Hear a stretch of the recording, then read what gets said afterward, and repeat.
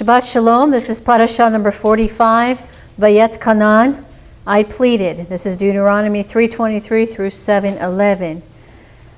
This week I wanted to show you an excerpt from the Biblical Codes research regarding the first 5 books of the Torah, the last of which is what we're studying right now, Deuteronomy.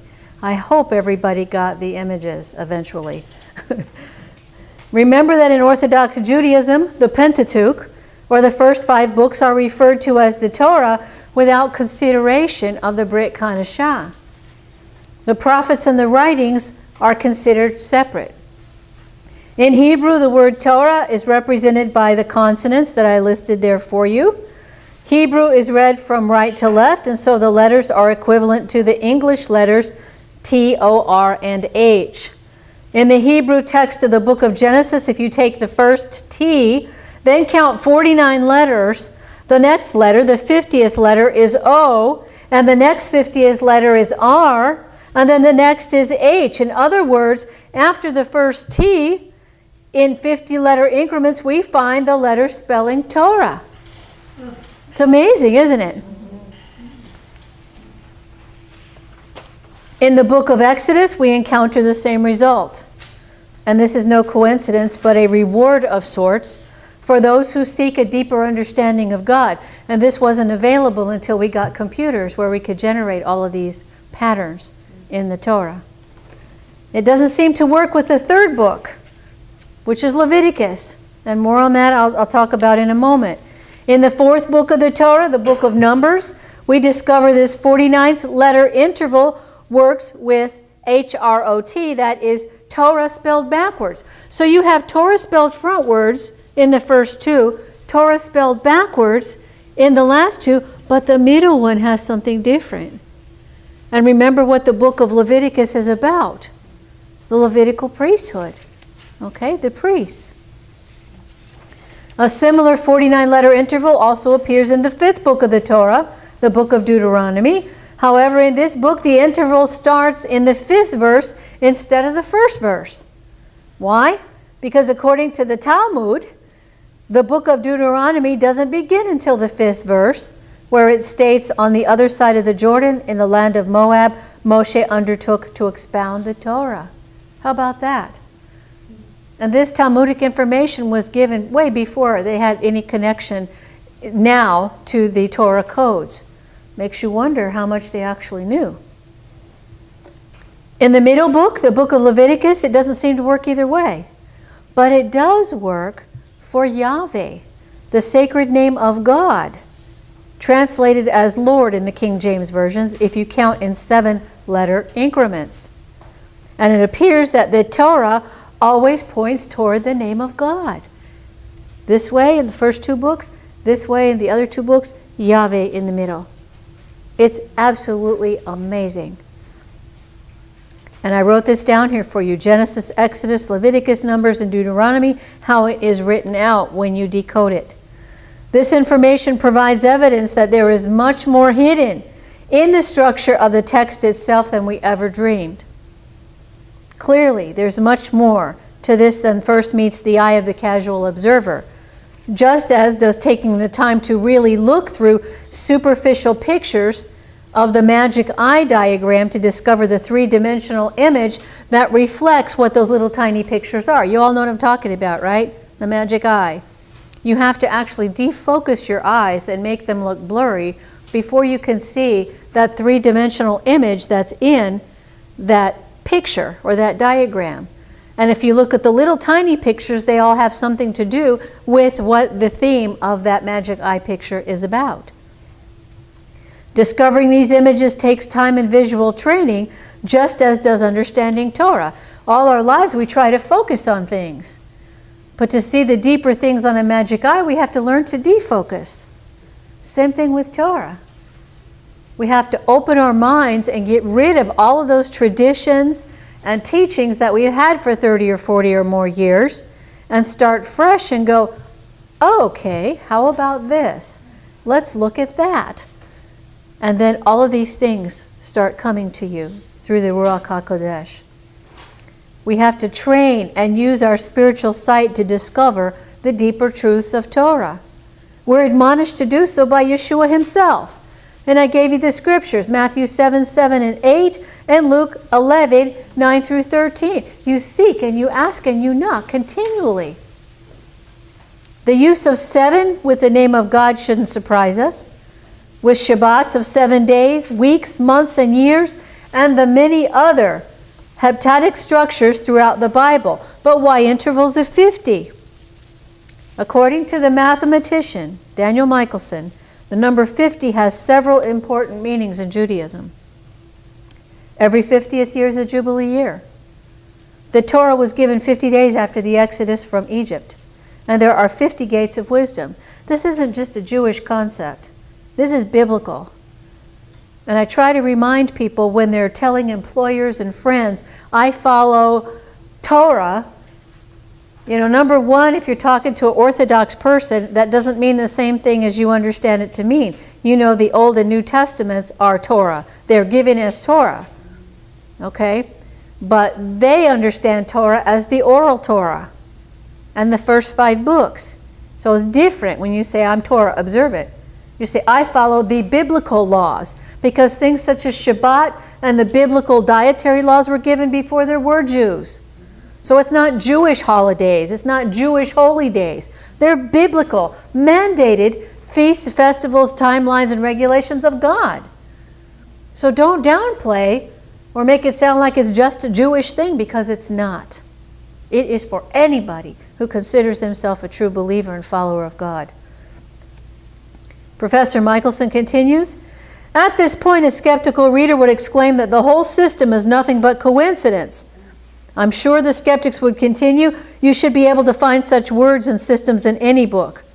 But in his article, Codes in the Torah, he addresses in detail the mathematical probability of these Torah codes and concludes that the probability of such a coincidence is about 1 in 3 million. Man could not do this. This has to be of God. This information is exciting for people who have spiritually inquisitive minds.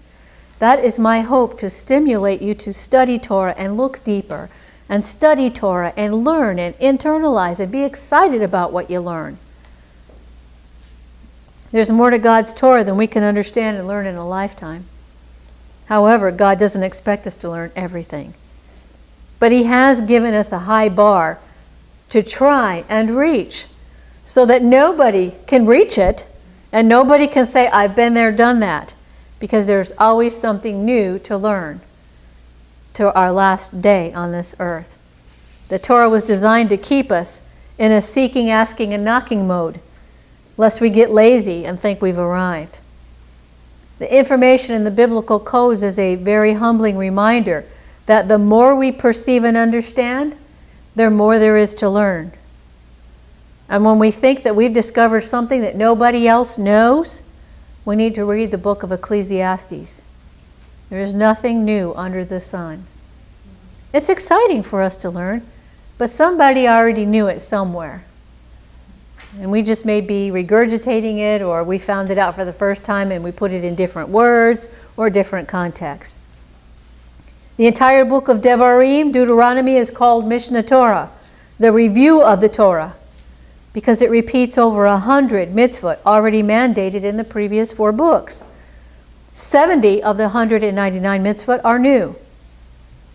And the repeated ones concentrate more on those that will be of greater immediate concern as Israel prepares to cross the Jordan, and take charge of the land. Consider the prohibition against idol worship. Although already taught, it had to be reinforced, as the Jews would confront inhabitants of Canaan who were already idolatrous, and we've seen what's happened to them before. Fall for it every time. Also in this parashah, Moshe continues his final instructions to the people.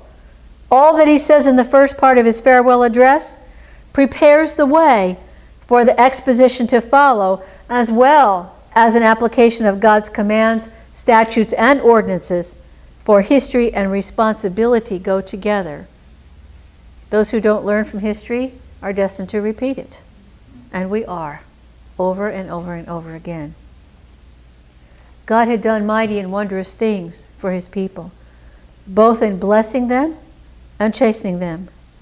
And throughout this parashah, Moshe reminds Israel that they are a privileged people. You are a privileged people. You're a people of God, separated unto the Lord from all the nations of the earth. That's why we get lonely sometimes, because we don't fit in.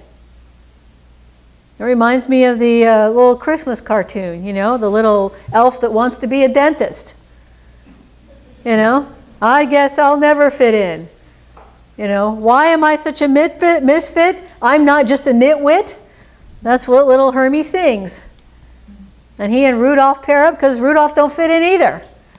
Well, we don't fit in either, and we're never going to fit in on this earth. So get used to it.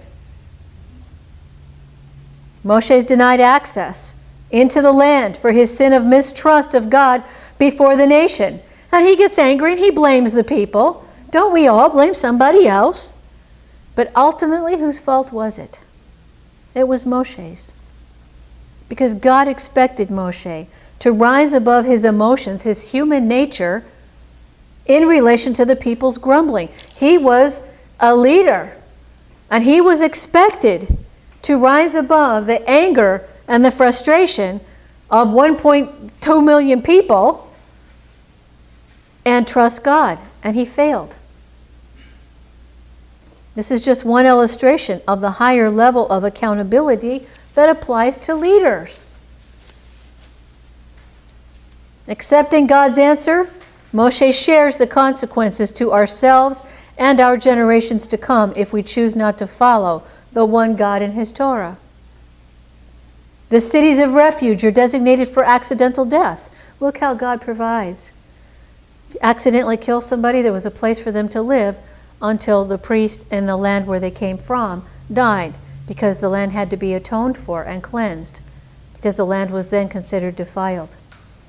Again, Moshe stresses the reaction of the nation after the giving of the Torah and forewarns them not to deviate from it, neither to the right nor the left. This is repeated throughout Torah, following the king's highway. The crux of what God expects of us is found in the Shema.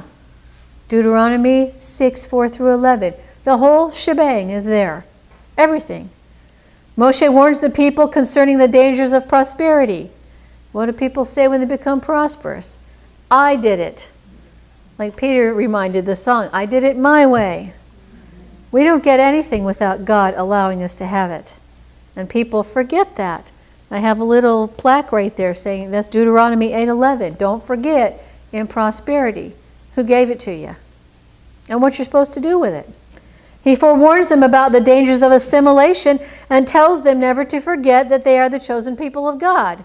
That's what we're talking about. We will never fit in here. Moshe implores God to allow him to enter the land, and God says no, as a withholding of grace. Then God tells him to climb up to the mountain and get a clear view in all directions so that he might see and know that he has already arrived. The promise has already been fulfilled. On a temporal and personal level, we often do the same thing as Moshe. We search with a preconceived notion of what our success should look like. I should have a super duper supercar. I should have 2 or 3 houses. I should have whatever you think fits your definition of success. But is it success man's way or God's way? We look towards the promised land, the right partner, the right job, perfect health, enough money to live the perfect lifestyle. When we become too assimilated in the world, we're blinded to the destination God has ordained for those who would follow him. We miss out on the blessings he provides for us daily, looking for something bigger the day after, or the week after, or the year after. Both the obvious and not so obvious. We are fixated on a particular outcome, our humanly manufactured idea of what the promised land should look like. My idea of paradise on a human level is different from yours. It was different from Rebbe's. I love the water. I love being on the water, in the water, around the water. Reb could have cared less. He was an urban Jew. He would have loved to live in a big city where you could walk everywhere and have all of this socialization that some of the Jews really love to have.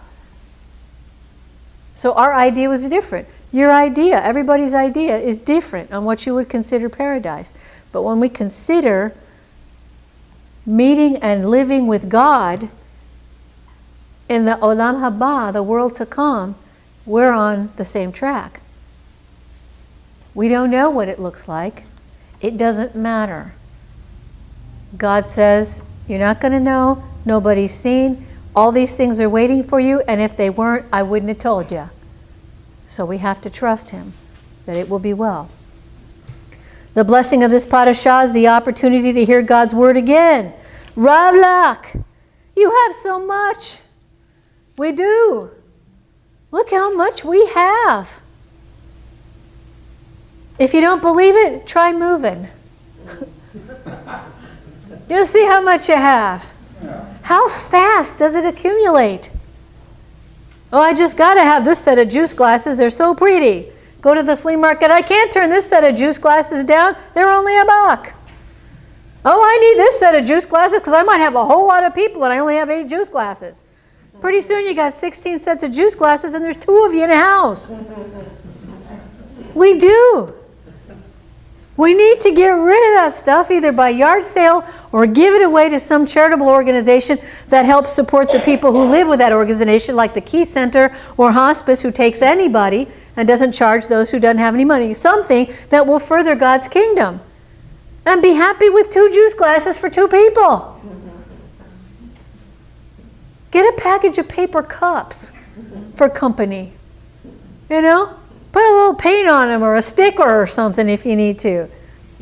Right? Have beans and taters and a big old cookie.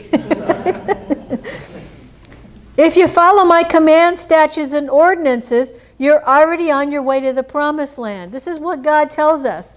We must lift our eyes beyond our own limited expectations. Like Moshe, we must climb the mountain and take in the bigger picture. We can look at Moshe's climb up the mountain as a thumbnail sketch of his and our long, arduous journey of strengthening, purification, and refinement, and our transformation prior to reaching the summit and looking out over the promised land, which we too will inherit if we follow God's Torah. We also see how even a man such as Moshe was held accountable for his sin of not trusting God and denying God the glory. Remember that. We're here for God's glory, to glorify Him. See what happened here? God was not glorified because Moshe gave in and didn't trust God. God would have been glorified if he was, just spoken to the rock and the water would have come. But he denied God that glory. We're held accountable for our sins, as we will continue to see throughout the parashah. We learn here that, like the Israelites back then, we're forbidden from making and or worshiping any graven image. As Messianic Jews, we also know that idols do not have to be graven images. It's actually anything that takes priority over God. Anything. And I'm talking things you really love, kids, spouses, whatever it is. The people were not to marry those from surrounding nations, lest they be drawn away from the God of Abraham, Isaac, and Jacob. You see, there's nothing that says race. There's nothing against intermarriage of race, black versus white, Hispanic versus white, Chinese, Asian, whatever. It's the belief system of the person that counts. And we see this in our own time with those who are married and have 2 different faith systems. They compromise their God, whoever their God is, and the poor kids are left going, which side do I take? Which one is right? And the parents proudly say, I'm going to let them choose. I'm going to let them use their free will and choose. That is so backwards and against what God teaches. They brag about the fact that they celebrate and follow each other's faith. You can't follow God and the Torah and follow another faith. You can't. You can't. And what does God say? You have to hate one and love the other. You can't serve 2 masters. This is a perfect example of idolatry. Making the faith of our spouse who doesn't follow the Torah more important than God's Torah. To keep the peace in a family. No.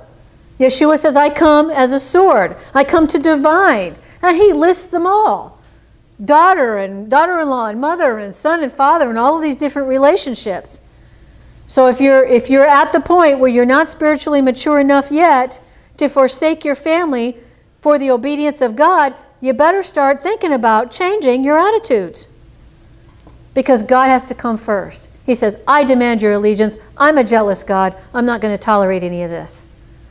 So get ready to put up with some family fighting, family feuding for a while.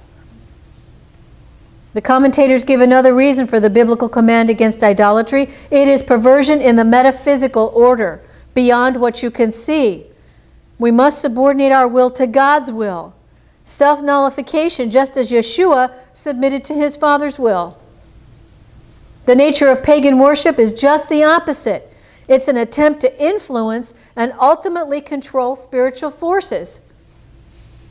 Our purpose is to achieve moral growth by emulating Yeshua's behavior, not to influence spiritual forces into helping meet our own egotistical desires. How many shows are on TV now about the ghost whisperer and celebrity ghosts and all these other weird things? Yeah, you can call up spirits from the dead. You could do that. But I strongly advise you not to go there. Don't go there. They're demonic. And God will punish you for it if he doesn't kill you outright. The prohibition against idolatry is not only mentioned here and in the commandments, but throughout the Torah. In Deuteronomy alone, it is reiterated in 4:15 through 19, 23, 25, 26 through 28, 6, 12, and 14. To pour salt in the wound, Beit Peor is brought up again. While Peor was a place where idolatry was practiced, it was also a place where 24,000 were killed by a plague due to fornication with the women of Midian at Baal's at his prompting and enticing. Is this important or what? Moshe tells the people that God has taken you out of the smelling furnace, out of Egypt, to be a people of inheritance for him. This is important also to understand what these words actually are, what they mean. The word iron furnace, ku habarzel in Hebrew. Why does the Torah use its phrase when it could have used the word oven, where it states, behold, the day is coming, burning like as oven. That's what it translates as. According to Rashi, the word kur, furnace, is likened to a vessel in which gold is purified. And this explains why the Egyptian exile is referred to as kur and not tanur, not an oven. An oven is used for everyday cooking. Put something in, you let it sit there, it cooks, it's done. There's no stirring, there's no adversity, there's no refining. The furnace has a specific function of refining gold. Look at what Daniel was thrown into. An oven? No, a furnace. That's what we're living in from time to time. We're tossed into the furnace, we're stirred, we're shaken up, and we're refined. God ordained that his chosen would have to be refined to perfection. This can only come through adversity and trials, as well as intermittent mountaintop experiences for encouragement and rest. He knows what your breaking point is, and everybody in here has a different breaking point. Everybody in here is at a different level of spiritual maturity. He knows that. My job is to bring you up as a group. Some will come faster than others. And as I teach you, I'm brought up too. I have to go through adversity too. I have to go through things like you. I'm no different. And I'm expected to learn and pass it on. To whom much is given, much is required. This is what I'm talking about. The responsibilities. You will get a higher level of responsibility as God knows that you can handle it. If you don't handle it, he will take it away from you. That includes your resources. You can't handle the money God gives you, he will take it away. Each Pesach, we're reminded that our ancestors were slaves in Egypt's furnace until God chose to deliver them. Today, our own wilderness experience starts with deliverance from our past life in Egypt, our past sins, Romans 3:25. Then we too must cross the sea and begin our walk in Torah. Da-da-da-da. You cross the sea and there you are. There's no Shangri-La. Where's the leeks? Where's the quail? Whenever Israel forgets who they are and starts to assimilate the ways of foreign nations and religions, it guarantees a trip back to the furnace. You know Monopoly. Go back to go and don't collect $200 or go straight to jail. Nobody likes that. Even the best-natured game player gets a little ticked in here when they got to go back. Or you land on somebody's park place, right? You got to pay the piper because you lost your money and you couldn't buy it, but they own it. Take heed. In chapter 5, this section may seem like repetition of the commandments in Exodus, but is actually a journey spiraling to a deeper level. There is a difference. It's interesting to note that the earliest title given to the book of Deuteronomy was Mishnah Torah, repetition of the Torah. When the commandments are given this time, it's to a generation who did not experience the fire and thunder as did the previous generation. You know what happens to generations removed from adversity? Y'all who went through World War II, you know. Look at the generation after that. Easy Street. During World War II, the whole nation pulled together. They did without sugar and pantyhose. I remember the movie Swing Shift or something. That's what and they would take markers and paint up the back of their leg to look like nylons, right? Yeah. And sugar and what else? Chocolate? Chocolate. Oh, Lord. Oh, my. Coffee and cigarettes. Coffee and cigarettes. So they could send the coffee and cigarettes to the troops? Is that why they No, this was the troops should have got the first coffee. Okay. And rubber. And rubber. So all of these things, the people denied themselves so that those who were fighting for their freedom could have them. You think that happens today? No. What are people going to do? Hell with you, I'm running to my cave. And then God will cause things to happen and they'll find out that their cave is not the place where security may be obtained. Instead, they're given in the quiet of our practice. We're talking about when the commandments are given this time, they're given in the quiet. And they open us up to a deeper mystery, which is the Shema. Listen, Israel, Yahweh is your God. Yahweh is one, not a trinity. Indeed, when Moshe was told to climb the mountain and lift his eyes, we are being invited to receive a glimpse of unity. This is Kabbalistic. There's a touch of Kabbalah in here. From the summit of this mountain, everything that Moshe thought and we think are separate, all of the opposites that have warred within us are suddenly united. It's all echad, it's all one. Only at the end of our mission, like Moshe, do we come to this realization. When we stand before God, I submit to you that we're going to go, oh, now I get it. Well, why didn't you tell me back then, God? And he's standing there because you'd have never understood it or you wouldn't have followed through and it didn't make any difference. Now you understand. So he'll give you what you need when you need it. Don't worry about not knowing as much as somebody else or having as much as somebody else, because it doesn't matter. You will have what he wants you to have, and you use what he has for his glory, and everything will be fine. Verse 29 echoes the passage I mentioned in the Parashah. This is 20:17, where Moshe is asking for passage through Edom. We will go along the king's highway, not turning aside either to the right nor the left, till we have left your territory. This is what we're talking about. We follow the king's highway. We are to do that. In this parashah, Moshe now instructs, therefore, you are to be careful to do as Adonai your God has ordered you. You're not to deviate either to the right or to the left. You're to follow the entire way. Notice that he doesn't say pick and choose, hop off the exit to Cracker Barrel and take a break. He says you go. You stay on the main highway,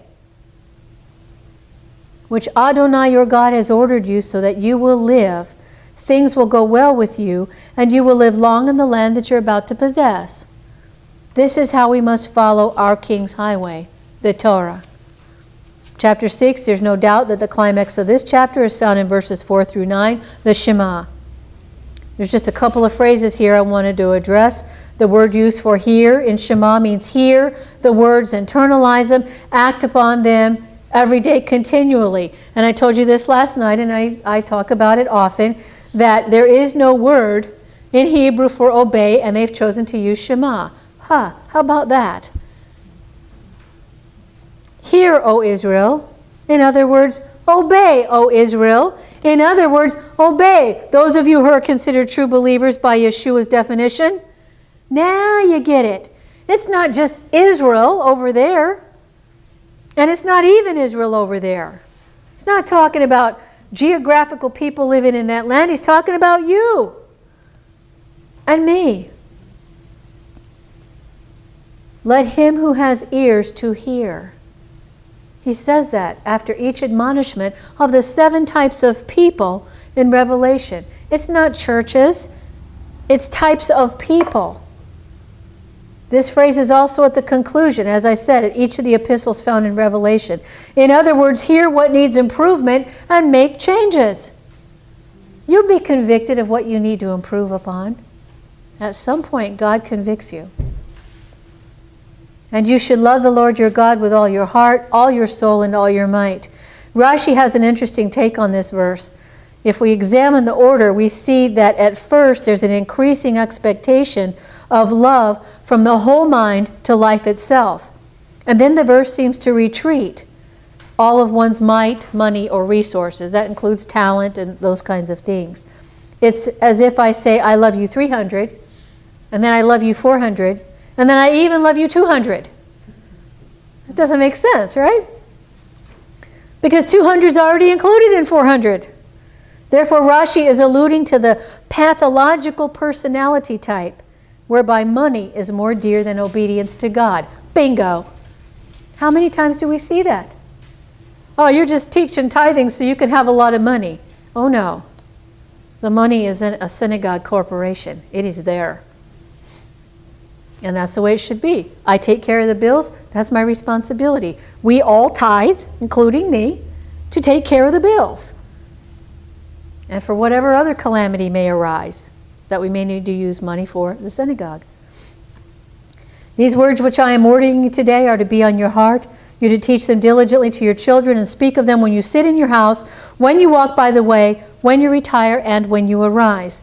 Not only are the people of Israel, us, commanded to repeat these words, we're commanded to make the entire Torah the focus of our thoughts, speech, and actions. If we do this, and you can, if we do this, then this becomes our second nature and not our human nature. So don't compare yourselves. Please don't compare yourselves to your dog or your cat. It says, hey, I'm no different than my dog. I like to be petted. That's because the little guy only has an animal soul. They don't have the human soul of God that can take control over the animal soul. That's our battle. Controlling the animal soul. That's a strong opposition, strong opposing force in our lives. Verses 8 and 9 are the commands of the mezuzah we place on our doors to the entrance of our homes, and the tefillin placed around our foreheads and left arm with the accompanying prayers. And it's interesting that the command to wear tzitzit, so that we will constantly be reminded of the commands, is not mentioned here, but in Numbers 15:37. Reading that scripture, we also see that wearing them is a reminder against following after the lusts of our eyes, our hearts, and being led into idolatry. It's right there before you. If you're wearing them, you can't ignore it. And some of the groups or assemblies of Orthodox Jews believe the longer they are, the more righteous you are. I mean, they're almost dragging them like, a little wagon down the street. Their tzitzit are so long. Or the same thing with the yidlocks. The longer, the more righteous. Not so. But that's that human animal soul that takes over.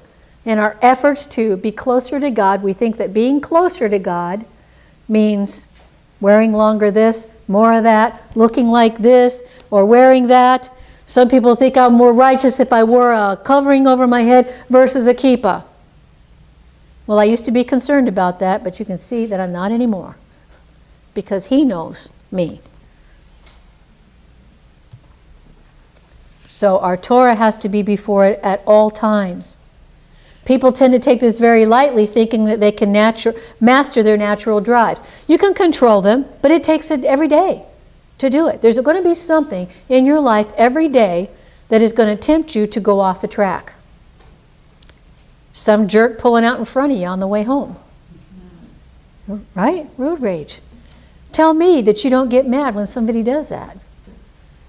Or somebody with their sound system, I don't even know what they call them anymore, but the sound system's cranked up gazillion million, and you hear this hip-hop, really bad word stuff. Bad language. You just want to pop over them and smash it. Right? If this were so easy, God would not have taken so much time, detail, and space in Torah to teach us how to protect ourselves against these sins. We must keep in our hearts the action taken by Yosef. He's my favorite example. He saw her, Potiphar's wife. She tried to seduce him. First, he told her she was sinning against God. And then when she continued, what did he do? He ran. He didn't sit there and go, I'm not looking. He ran. We can't dilly-dally in situations that place us in danger of idolatry and sexual immorality. We must keep the words of Torah before us at all times. And we can only do that by hearing and obeying. Shema Yisrael. Raining again, huh? Our Haftarah, we always read Parashah Va'etchanan on the Shabbat after the 9th of Av, a Shabbat known as Shabbat Nachamu, a Shabbat of comfort. The comfort of this Parashah embraces far more than the beginning verses of the Haftarah. Comfort. Comfort my people, says your God. Speak to the heart of Jerusalem and proclaim to her that her time of exile has been fulfilled, that her iniquity has been conciliated, for she has received from the hand of God double for all her sins. These are things yet to come. This message of comfort is a prophecy concerning the eventual redemption and assures Israel that the destruction and the exile are merely temporary phenomena in the context of an eternal covenant. So we know ahead of time that bad things are going to happen to Jerusalem. Don't let it surprise you. If you're alive to see it, don't worry. It's part of the plan. In the verses of the Brit Kadashah, we're reminded of the consistency of Torah and Yeshua's interpretation and teaching of God's written Torah. He describes the most important mitzvah as the Shema, and the second as, what? You are to love your neighbor as yourself. The Torah teacher rightly discerns that following these two commands means more than all the legalistic offering of sacrifices and burnt offerings. We had a guy here one time. He came to the other synagogue, and he never came back. He came a few times and argued with me every time. Some of you remember this guy. And I spent a lot of time talking to him about the laws of God and how they were still valid. And he picked out the verse in the Brit Kadashah that said, this is a new law, or this is the most important, when he was talking about the Shema. Okay? And the guy said, see, all I got to do is love my neighbor. And he never came back because I let him have it. I did. I lost my patience with that guy because he wasn't looking to learn. He was looking to try to prove me and challenge me, and prove me wrong and challenge me and push his own agenda, trying to validate why he doesn't keep God's Torah. The spirit of the law, or Torah observance, must come before the letter of the law, but not exclusive to the letter of the law. We have to balance it in everything we do. When you are angry with a child, you don't beat him to death.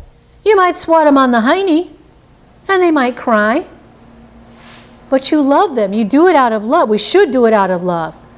Willis and I were talking this morning. We are the only organism that will actually, and I put this in parentheses, eat our young. We're the only ones that will kill and not take care of and abandon our young. In the animal world, if they eat their young, there is a biological DNA-driven reason. because the mother knows that the babies can't be taken care of. I've seen this before. It's not because she doesn't love them, but we are the only ones who can be so cruel. And those animals with their animal soul that had that placed in them by God knows exactly what those animals are geared to do, and they do what they're supposed to do. That's what animals do. Do we? No. We go with some of the deepest, cruelest ideas in our animal soul, and we exercise them freely in the society we live today. You could think of many examples. I don't need to go into that anymore. The spirit of the law or Torah observance must become before the letter of the law, but not exclusive to it. If one follows these two commands, they will lovingly offer sacrifices and burnt offerings to Yahweh Elohim.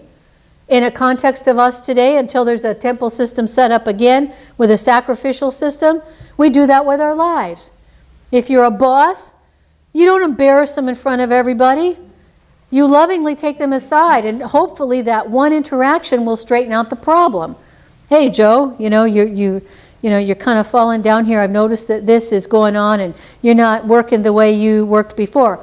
Is there something going on in your life that's causing this to happen? Instead of saying, you are just really screwing up, and you're out of here if you don't straighten out. You know? Sage's wisdom. I added this because I liked what was going on in here. And love your Elohim with all your heart. Rashi explains what it means to love Yahweh with the Yetzer Tov, the good inclination, and the Yetzer Hara. And how can this be? I told you this last night. When we can admit that we have sinned against Yahweh Elohim and don't try to justify our actions, then we've loved him through the evil inclination. We admit we messed up. Similarly, when we choose to take the action that is consistent with God's Torah over our animal soul, our physical and emotional desires, we are demonstrating our love for God over our evil inclinations related to self. We're choosing to withdraw what we think we want and got to have, and replacing it with what God says we need, what we need to do. Shabbat Shalom. If you would like any further information, you can go to our website at rabdavis.org, and there is a link on there for these teachings, and you can also ask any questions you may have. Thank you for watching.